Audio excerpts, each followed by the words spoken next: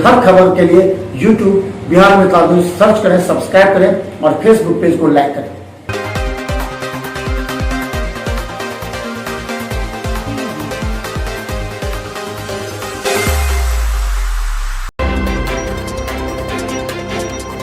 जिला प्रशासन द्वारा 788 क्विंटल पशु चारा का किया गया वितरण। जिला प्रशासन द्वारा बचाव हेतु बाढ़ प्रभावित क्षेत्र में 786 क्विंटल पशु चारे का वितरण किया गया है। इसके साथ ही बाढ़ प्रभावित क्षेत्र में 103 स्वास्थ्य केंद्र चलाए जा रहे हैं, जहां अब तक 2972 व्यक्तियों का उपचार किया गया है। पेयजल शुद्धिकरण के लिए 4224 हैलोजन टैबलेट का वितरण करवाया गया है एवं निवास स्थलों को स्वच्छ बनाए रखने हेतु 292 किलोग्राम ब्लीचिंग पाउडर का छिड़काव कराया गया है।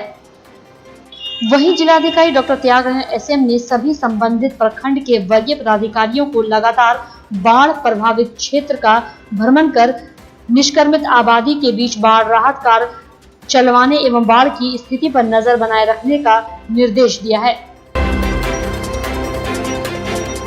एसएसपी बाबूराम ने सभी थाना प्रभारियों को दिया निर्देश, कहा पंचायत में चौकीदार के साथ मिलकर शराब माफिया और शराब कारोबारियों की सूची करें तैयार। दरभंगा एसएसपी बाबूराम ने पिछले दिनों 26 जुलाई तक का अल्टीमेटम सभी थाना प्रभारियों को दिया था कि वह गांव पंचायत में चौकीदार के साथ मिलकर शराब माफिया एवं शराब कारोबारियों की सूची दर्ज करें। एसएसपी बाबूराम ने इस मामले को गंभीरता से लिया है और सभी थाना प्रभारियों को अल्टीमेटम दिया है ताकि जल्द से जल्द सूची दर्ज कर रिपोर्ट सबमिट करें।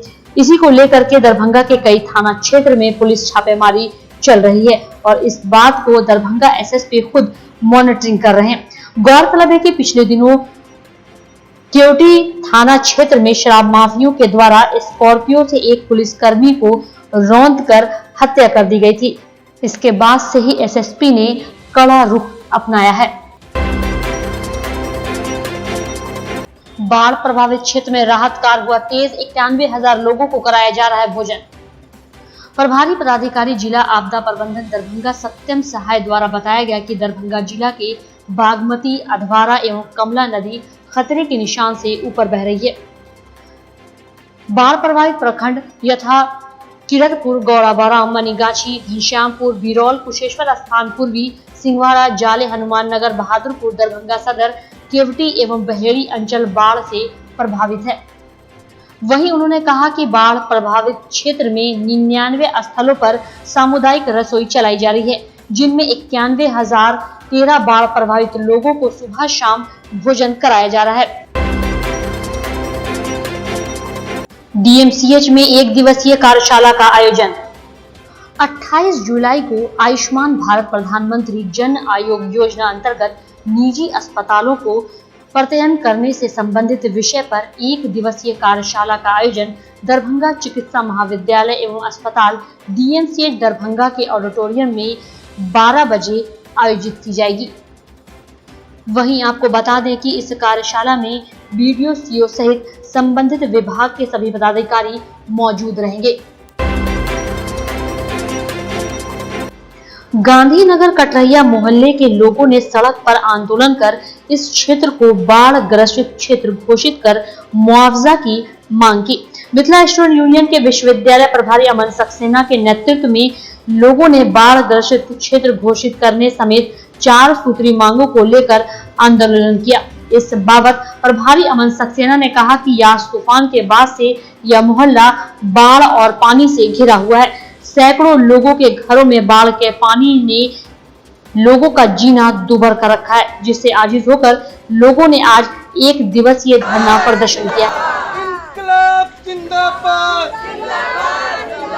नगर निगम प्रशासन मुर्दाबाद। देखिए, आज हम लोगों ने एक दिवसीय धरना प्रदर्शन करके प्रशासन को, जिला प्रशासन और नगर निगम प्रशासन को सचेत करने का काम किया है कि जो गांधीनगर कटरैया वासी विगत 4 महीना से जल जमाव की समस्या को झेल रहा है। इसको लेकर हम लोगों ने मांग किया था कि हमारे क्षेत्र जो गांधीनगर कटरैया गुमती के उस पार का इलाका है उसको बाढ़ ग्रसित एरिया घोषित किया जाए। इससे पिछले साल भी हम लोगों के इलाका को बाढ़ ग्रसित एरिया घोषित किया है। दरभंगा डीएमसीएच में तीसरी लहर से लड़ने के लिए लगाए जा रहे हैं 3 ऑक्सीजन प्लांट। दरभंगा डीएमसीएच में तीसरी लहर से लड़ने के लिए 3 ऑक्सीजन प्लांट लगाए जा रहे हैं, जिनमें एक शिशु विभाग, एक आउटडोर के बगल में और एक मेडिसिन विभाग में, जिसका कार्य जोर शोर से चल रहा है। इसे लेकर 3 ट्रांसफार्मर बिजली विभाग के द्वारा लगा दिया गया है। अब ऑक्सीजन प्लांट से पाइपलाइन बिछाने का कार्य चल रहा है, जो सभी मरीजों के बेड तक जाएगा। इस तैयारी की समीक्षा दरभंगा डीएमसीएच के उपाधीक्षक ने की। कुलसचिव के बर्खास्तगी के मामले को लेकर एमएलएसएम कॉलेज महासचिव आदित्य मिश्रा के नेतृत्व में 1 दिवसीय सांकेतिक धरना दिया गया। मौके पर उपस्थित दरभंगा जिलाध्यक्ष अभिषेक कुमार झा ने कहा कि वर्तमान ललित नारायण मिथिला विश्वविद्यालय के जो कुलसचिव हैं, उनके ऊपर विश्वविद्यालय ने लाखों रुपए के गबन का आरोप लगाया है, जिसका साक्ष्य विश्वविद्यालय के कुलपति ने 13/7/2021 को दिया। उसके बावजूद वर्तमान कुलपति उन्हें बर्खास्त नहीं कर रहे हैं। कहीं न कहीं कुलपति की भी इस मामले में मिलीभगत है। वहीं इन लोगों ने कहा कि आने वाले दिनों में अगर इनकी मांगों पर ठोस कदम नहीं लिया जाता है तो ये लोग उग्र प्रदर्शन करने के लिए बाध्य होंगे, जिसका जिम्मेवार सिर्फ और सिर्फ विश्वविद्यालय प्रशासन होगी। भवन को पत्र लिख रहे हैं। राजभवन अगर इस पे एक्शन नहीं लेती है तो मिथिला स्टूडेंट यूनियन राजभवन की भी घेराव करेगी बहुत ज्यादा।